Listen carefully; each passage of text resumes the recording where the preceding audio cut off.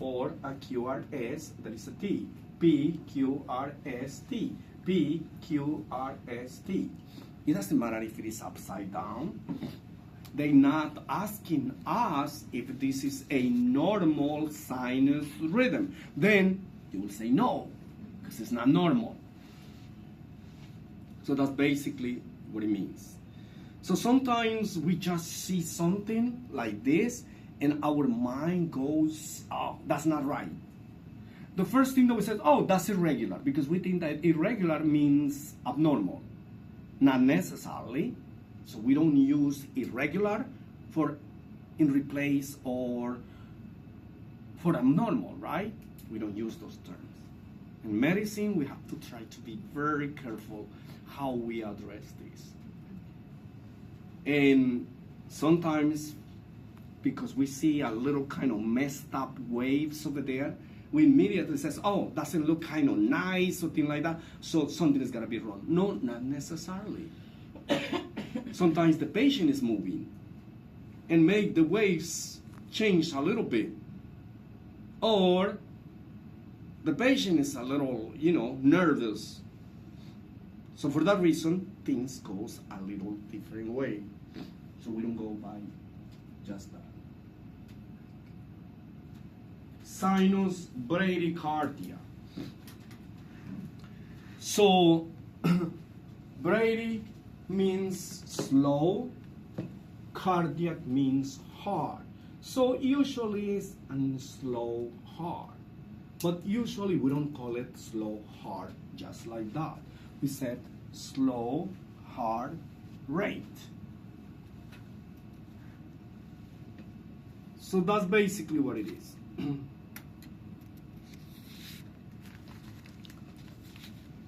Don't put too much on your heads. I don't want you to memorize any of these. Learn the definitions. What is bradycardia? Bradycardia means slow heart rate. And what is slow heart rate? Less than 60 beats per minute. Because we already know that 60 to 100 beats per minute is the normal heart rate. So if we have less than 60, like here, then we're going to call it bradycardia. And tachycardia should be more than 100? The opposite, correct. So we're going to go to that. So let's see right here the picture. If you see, I have it in red. It says rate less than. So be careful with these signs, because sometimes we get a little kind of lost in transcription. When we see something, we confuse these little signs because it's not spelled out. So when they don't spell things out, so don't try to figure it out, something that is not. Remember, if you see a number right here, 80, and you see this symbol like this is less than. It's like holding it, no more. But if I have something that it is like this, the opposite, it means that it continue is more than that. If I have this is equal or less than. This is more or equal or more than. So starts from 80 and more. So those things are very important for us to understand. So it says right there is less than 60. Has to be less than 60. Here. Yesterday we were like kind of counting the QRS, right? So this is considered sinus bradycardia. But pay attention to this, because if you count, you use the 6-second method, it's not gonna meet the criteria.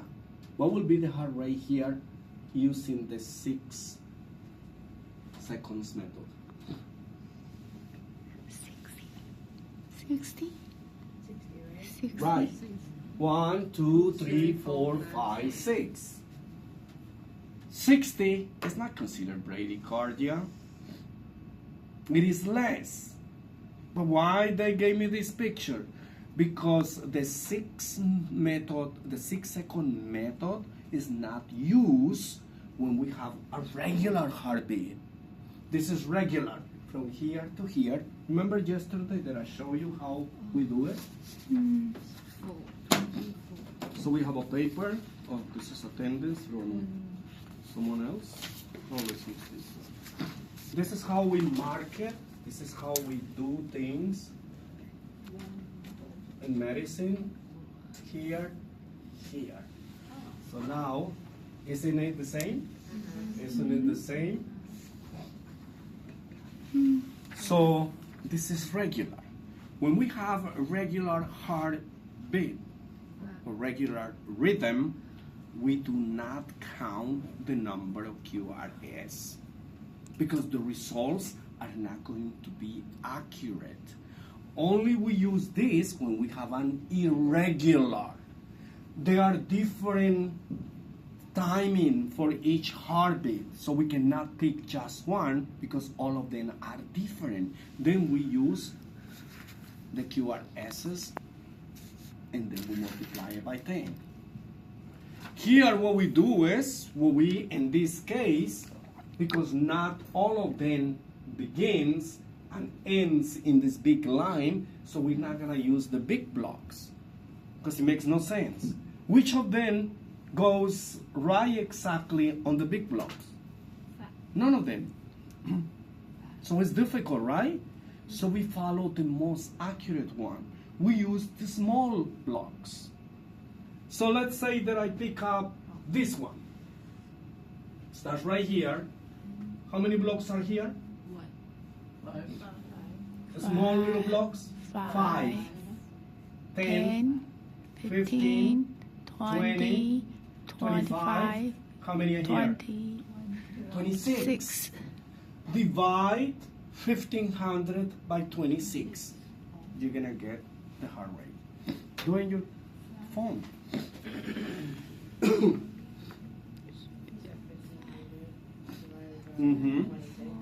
Remember when we use 57.69. See, 57. Oh, so that's why it's bradycardia. Now it is. Okay. But if we just count the QRS, it's gonna give us a wrong answer. Got it. Now we know that is less than. Remember when we use the large blocks, if I use these 1, 2, 3, 4, 5, and they are complete in between the QR, then I use 300. 300 divided by the number of blocks, 4, 5, 6, 7, or whatever number of blocks. But if we're using the little blocks, which is the one that I like to use the most because it's the most accurate, then you're gonna use 1500 divided in the number of little blocks. I have 26 blocks in between this R and this R. So then that will be 57 something. The good thing about the questions on your exam is that they don't try to trick you. Like, okay, so it's 57.6, it's 57.8, it's 57.9. No, they're gonna give you it's 57, it's 70, it's 80, big numbers separated from each other. That's why if you want to do it fast and you're not good doing the math, no worries. You just count these and you get to the closest one. Oh, it's supposed to be bradycardia, but I don't see the 60 right there and the 60 doesn't apply. Oh, it says 50 something. That's the one that is closest to it. So it's always going to be like that. Like it's not going to be like 59 and 57. No. Okay. They're gonna give you a big gap in between them. Okay. So then you know that one of them is very close to what you find in there. So it says, oh, this is the one. Got it. Because that wouldn't be fair. Yeah. Because then you have to have a calculator there to do little things and decimals and all the stuff.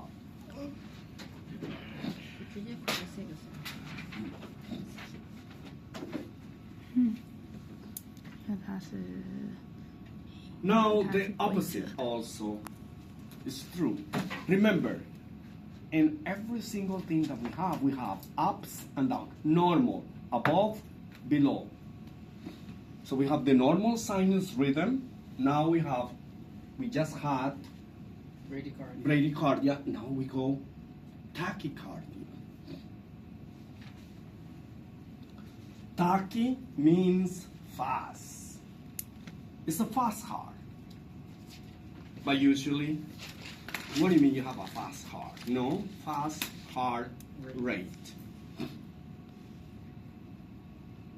So if it goes beyond, remember, if your heart rate goes beyond 100.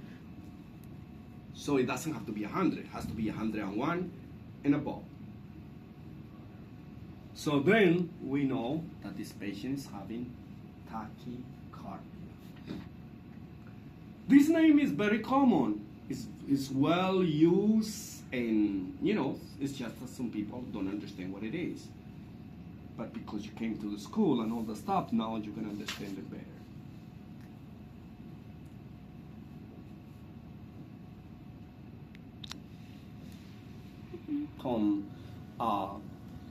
Learning for you is just note the simple definitions. Remember, you're not going to need much information for this. Remember, too much information is going to kind of, block the real information, the basic stuff that you really need to know for this. So just know that sinus tachycardia is a high rhythm. The heart rate is more than 100 beats per minute. That's it. Anything else, do not worry. You know that it's sinus, it's got to be a P, QRS, and a D. But the rate is higher than normal. So here it is, 101 to 60.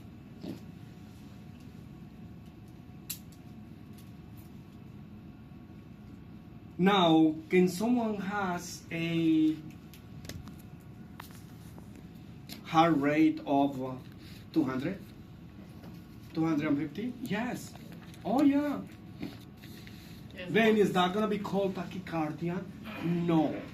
Why? Because the fastest that your heart goes, then other things are going to disappear. If they're going to disappear, you don't have sinus tachycardia. You're going to have something else. So that's basically what it is. Now, it's just for you to understand this, because it says, okay, so the heart can go up to 160. No.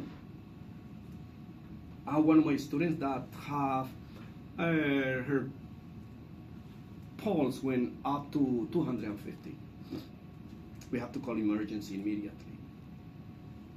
An ambulance, and they took her because it was too much. Can die if it's not. So if you look right here, you know that there are many QRS right there. There is a C, P, QRST, P, QRST, P, Q. But you see the Q and the, the T and the P, they're close to each other. Why? Because it's going fast. And the faster it goes, so if you go faster than 160, now you're not going to see this. You're going to see only QRS. Because the other one are going to disappear because of how fast it goes.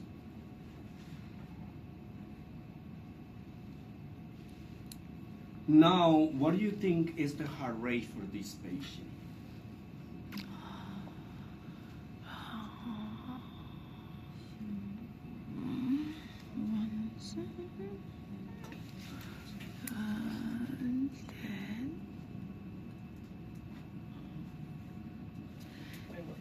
divided by, okay, 50. 136. Okay, how you did it? So I counted 11 from P to P. Okay. Anytime that you're gonna read an EKG, pay attention everybody, learn from me, because it's a lot easier. Always look for a Q, an R that is right on one of those big, heavy lines. So can I start right here? No, because this is off. Can I start right here? It's off, it's off. Oh, this one is nice. Let me see, do I see anything better? No. So this one starts right here, right?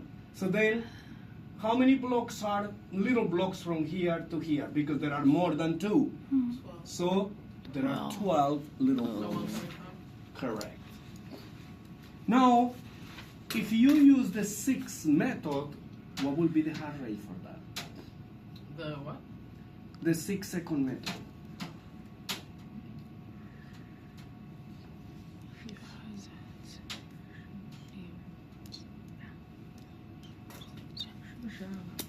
Oh, 120? Multiply 10, right? So it would be 500, 600. 120. 120. 1, 2, 3, 4, 5, 6, 7, 8, 9, 10, 11, 12 times 10, 120. And what was the result for the little boxes? 125. So it's not far away. If you're taking a test, not for the life of the saving of the patient, that doesn't work. Because those little extra boxes, that's a lot. But for an exam, I'm not gonna be going there and doing this because I'm wasting my time. And time is moving. So I just said, oh, 120. And you see there, 125, 140, 160, 100. Then immediately says, oh no, this is the one. 125, but I have 120. Ah, that's the one. Remember, it's not gonna be like the numbers too close, because that's usually not the case.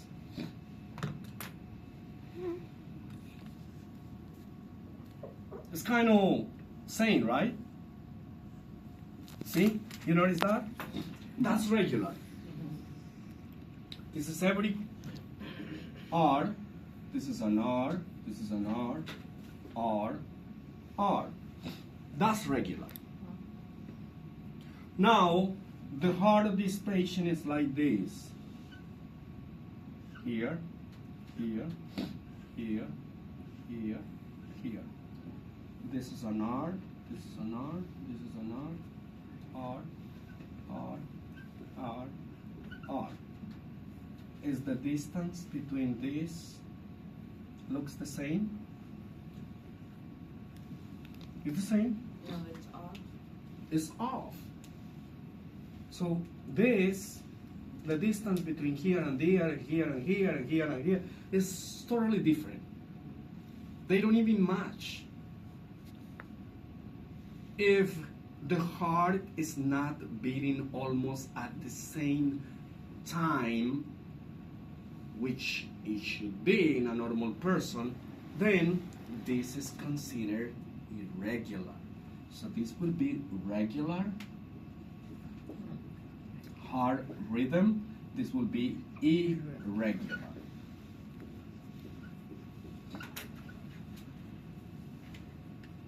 So the regularity of the heartbeat is how long it takes from one beat to the next, to the next, to the next. Are they following like almost the same, or the heart is just going in this rate?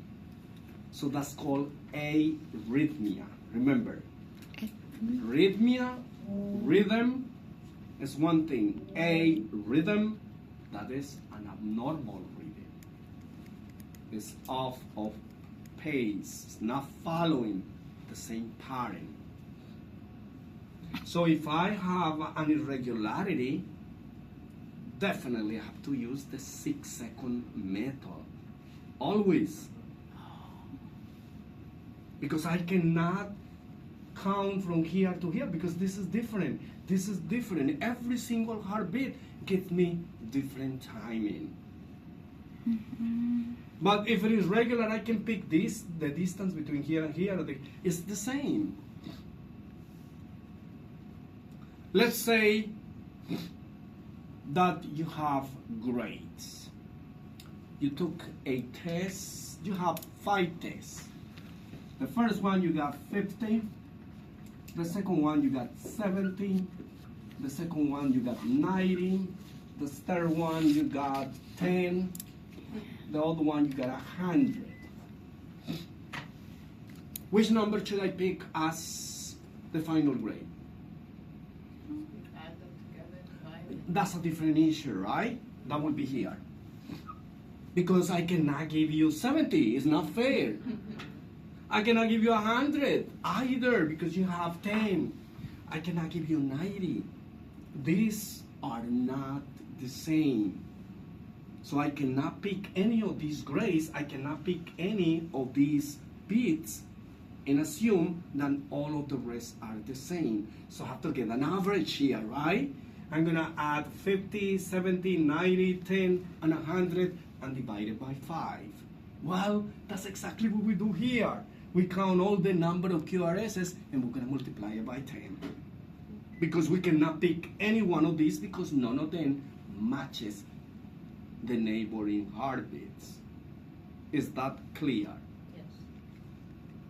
Because that's how I want you to understand it. Because I always come out with something. I always make something because it's a lot easier for us to understand in that way. Yeah, like in other terms. Right. Because always talking about the same is the same.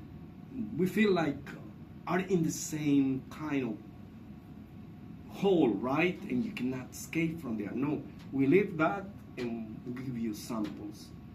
So then when you see that you have an irregular heart rhythm, you're gonna use the 6th method. Because there is no way you can count little boxes or big boxes. There's no way. Because each one of these heartbeats has a different timing. Each one of these grades are different. I cannot give you just one. I have to add all of them and get an average. Now you have a grade. Same here. So this is basically what it is. Arrhythmia. Only irregular rhythms from the sinus node. You have to see a P, you have to see a QRS, you have to see a T, because it's going to be a sinus arrhythmia. Bradycardia, tachycardia is not a sinus arrhythmia because they are regular. Is that understood? Now we're going to see those two are irregular and see which ones are.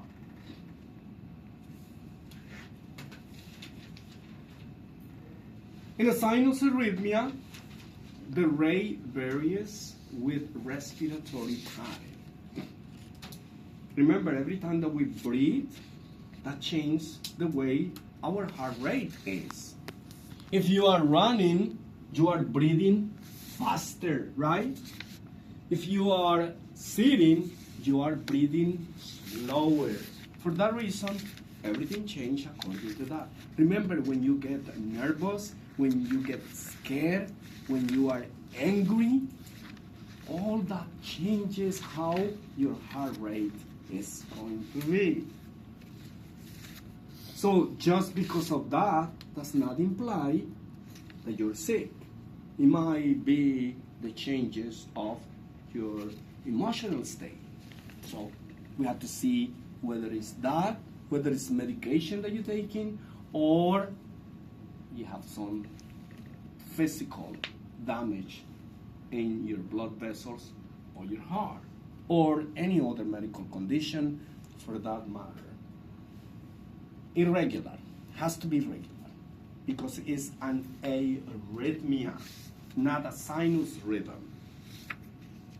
It's an arrhythmia. P waves are going to be okay. The PR interval is going to be okay. The QRS is going to be okay. It's just that the heart is beating at a different pace. We're gonna see some of the examples. Here, this is a sinus arrhythmia.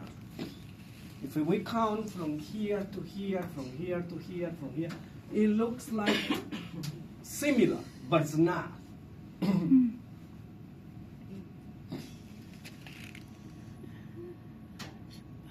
So if we kind of measure there, this one right here, see, right here, it's a little less. This is here. Wow, this is important. This is kind of not good sample. Well, this is. Well, okay, here it varies. Here, okay, he has this one, this. Because remember, in order for something to be regular, it has to be only one error. One is different. Everything else will be not different. So the first ones goes kind of okay. This one, like this, the difference, the distance between here and here, here and here. But if we measure right here,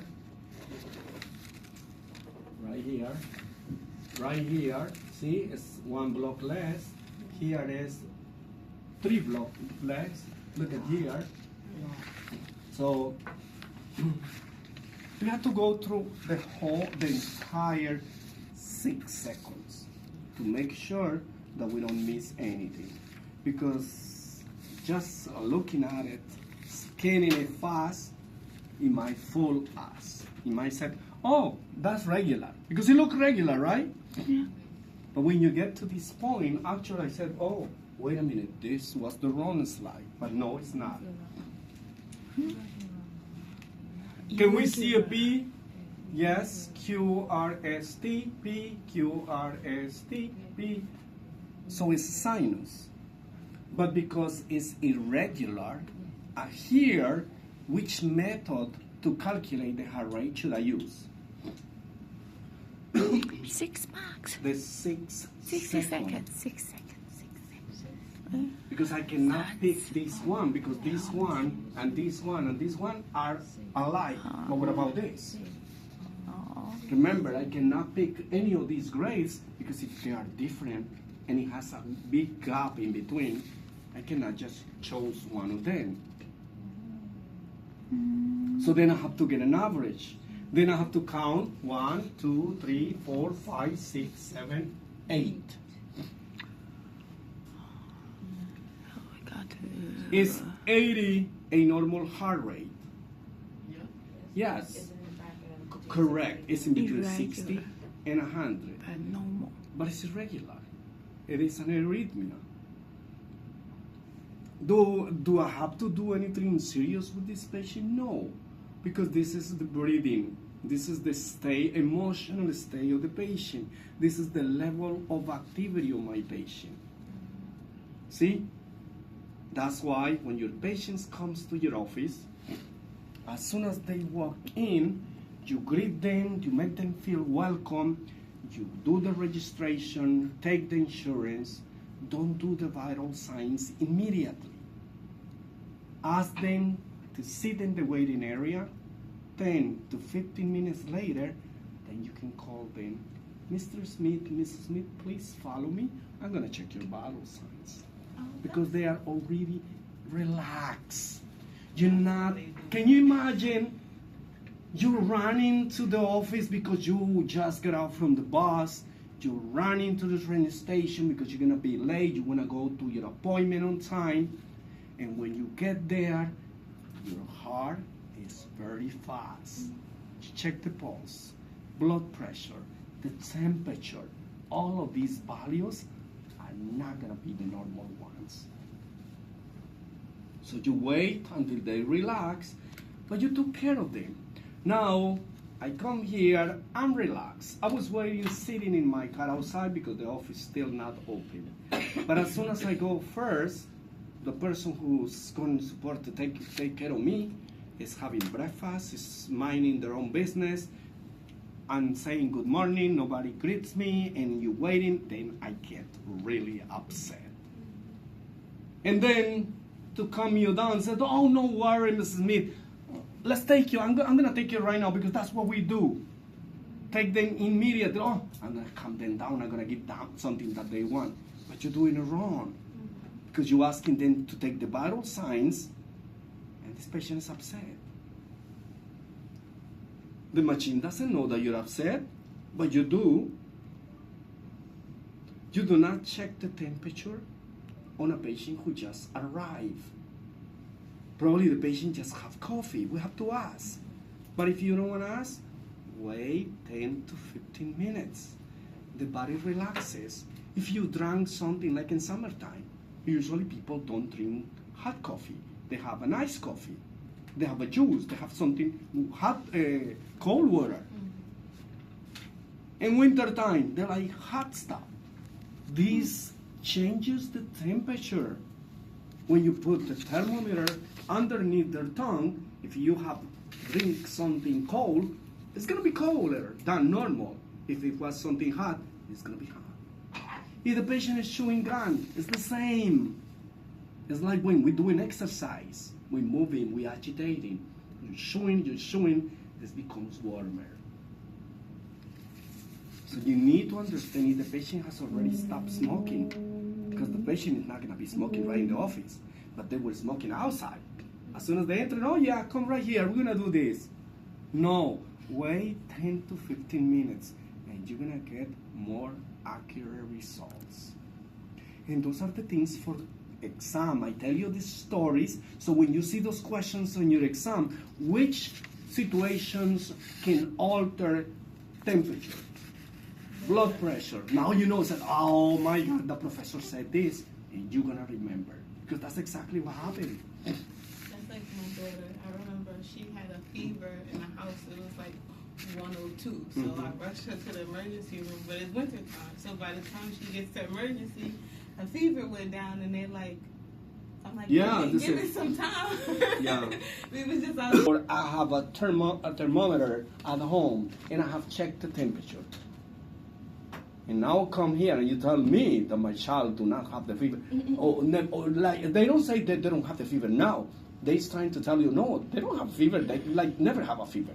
That we're crazy. Or they actually like, what did you come here for? Like, what did you bring? So you have to be very, very careful how you talk. Particularly the mothers get very emotional. Your kids are the most important thing. And if you see them sick, remember, kids and elderly patients, we don't have too much time for them. So it's better to rush them to the emergency, to pretend that everything is going to be fine, and stay home. Because you're probably going to regret it more. And you come to the hospital, and the person that's supposed to be helping you is kind of doubting what you're telling them. You want to kind of keep them up, right? And that makes things worse. So for that reason, you have to be very nice. Good morning. How are you doing? Well, there's no good morning. I'm here. Look at my child. I said, oh, I understand. I have a child too, and I know how you're feeling. But not if you don't have a child. Like, don't say you have a child if you don't have a child. Well, at least make it up. Yeah. Or a nephew. I have a nephew. I have a little sister. We have, yes, I know. I take care of my friend's daughter, even though if it's not true. And I know I have to rush there. I'm a babysitter. I know I know what you mean. So let's say that you don't want to kind of lie, saying that I know, because sometimes you don't know if it's not your own child.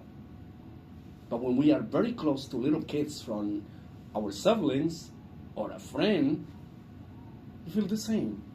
See, I'm very close to not the children much, but to the elderly. When I see my friends like kind of disregarding their mothers, you can imagine how pissed off I get. They invite me to their homes and they said, oh, my mom invited you to eat. I said, oh, excellent. We're going to order something. Tell your mom she's not going to cook anything. Oh, no, she wants to cook for you. Tell her that she can do a little something because we're going to bring something. What is it that your mom wants? Let's go get it. This is for your mom, not for you. Why she got to cook? Yeah. Oh yeah, let's go there and eat and then wash the dishes, and she's the one who's doing everything. Oh well, nice, right? No, I don't like that because my mom is everything for me. So you have to be a little kind of, empathetic. Come on. And in the medical, it is crucial that you have empathy. Forget about your personal problems, because sometimes our personal problems get tangled in all these situations, and sometimes we respond bad because of what we're going through. But you know what? You have to make the difference, and you have to separate your personal problems with your job. Because now you're not just having a personal issue, you're probably going to be losing your job because of the way that you're behaving. Now you're going to add more to your troubles. Because being at work is like a therapy. You're away from these troubles at least during the daytime. Now you have to be at home. That's going to be a problem, isn't it? Yeah, because you can't run away from that problem that you had in the first place. Exactly. Yeah. But if you are at work, your mind kind of, Yeah, move from that. But if you have to be at home, Yeah. So just be kind of nice, because it's part of it. Sinus arrest. Now still, you kind of remember, this is arrhythmias. It's not following the normal pattern. So it's not that we're going to see every single time PQRS. It's the SA node that is sending the electrical impulses, but there are changes. Pause that occurs when the regularity firing sinus node suddenly stops firing. It is an arrest. An arrest is like a pause. Okay? It's a space in which the sinus node is not generating electrical impulses. Therefore, the atria is not contracting. Probably the ventricles are not contracting. Because remember, if the main source doesn't generate energy, how the backup batteries are going to be charged? Doesn't happen.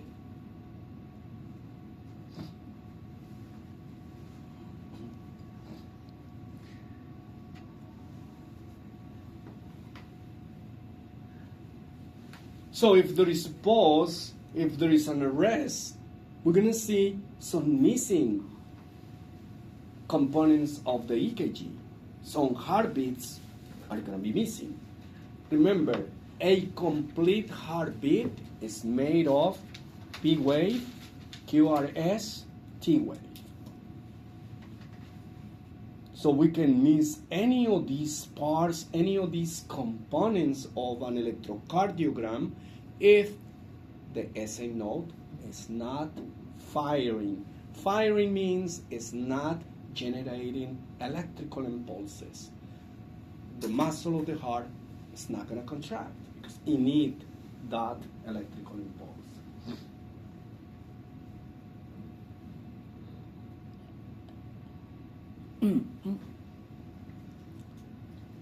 How do you know that? It says right here, rate can occur at any rate because it's an arrhythmia. So we don't know, it varies. Regular but interrupted by a pause. So we're going to see some type of regularity, but then we're going to see a big pause when we're going to have missing waves, EKG components. So that's basically what it is. Everything else is going to be normal. So we're going to see, remember that we saw a atrial, the PAC, the premature atrial contraction, and the pause, the interrupted. I don't know if I was here, but I don't think I'll say either. Okay, so that's what we're going to see here. Here. So we see everything goes normal up to here. P, Q, R, S, T, P, Q, R, S, T, P, Q, R, S, T, and what happened here? It disappeared. The electrical impulses generated by the SA node is not there. It stops. So the battery kind of went off. But then start initiating, and when it start initiating, QRS very big because it's kind of slow. And then continues normally. So the problem right here is this. Right here. But it's regular. From here to here, from here to here. Oh, but this is wrong, this is wrong. The rate is going to vary because now we have a little disconnection right there. So, what will be the heart rate for this page? 60.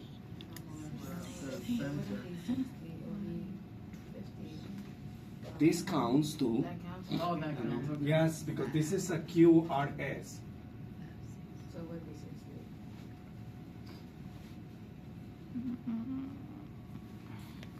So that will be 60 bits per minute.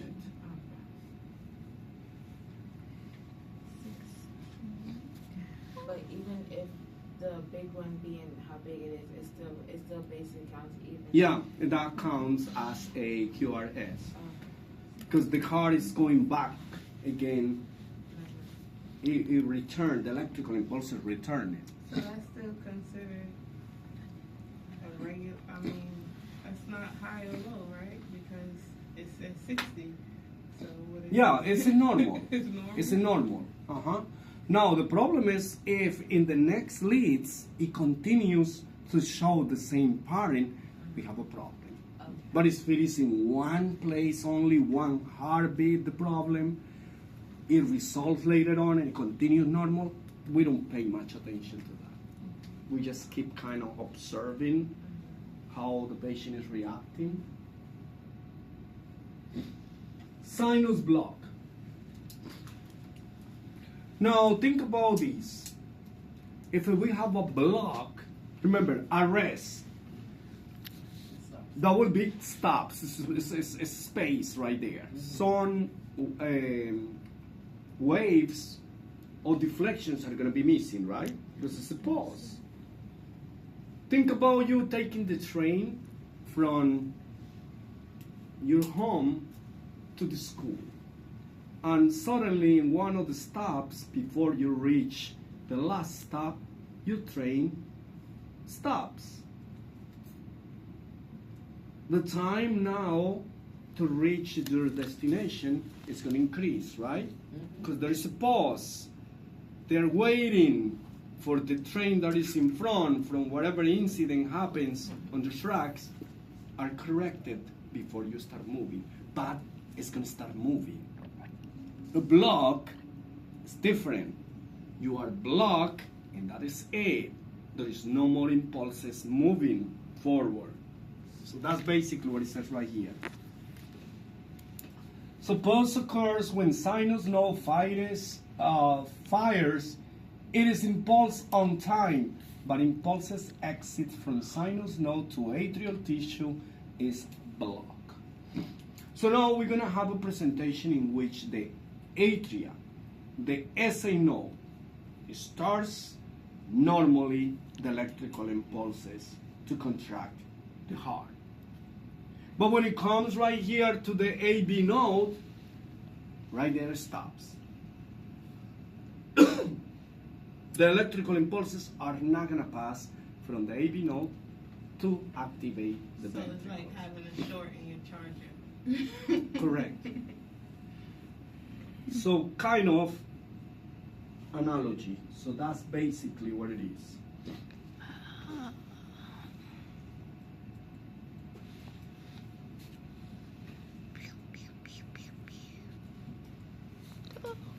After by a pause, just similar like the one that we saw before, but there is a block right there. We're gonna see the difference.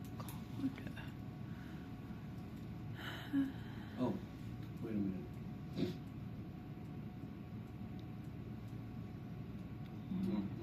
There's no picture right there. Well, but it's going to be similar as the previous one. Is just done. It says right here, pause will be a multiple of previous R intervals.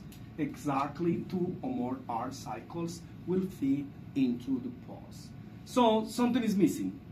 One is pause, the other one is a blockage. So you don't see anything during that part. It's like having a pause, the other is having a block. That's basically what it is.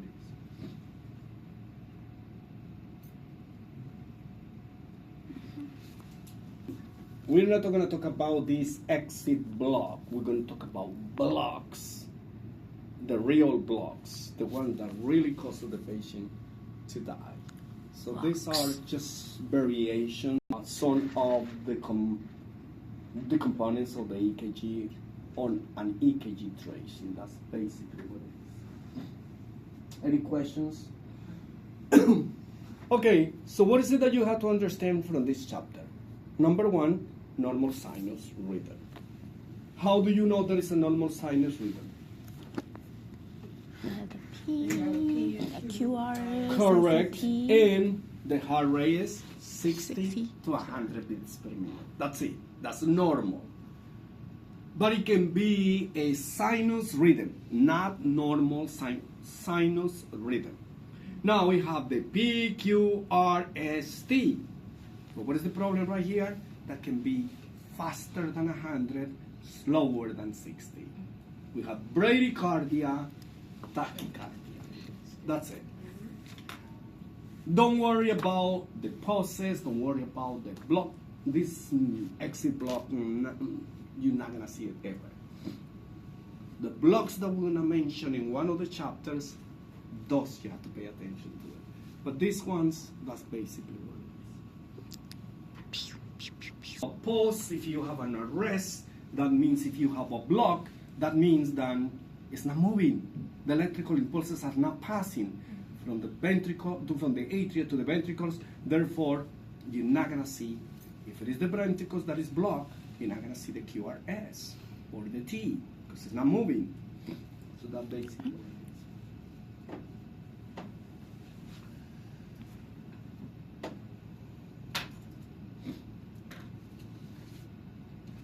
I think that we have break time.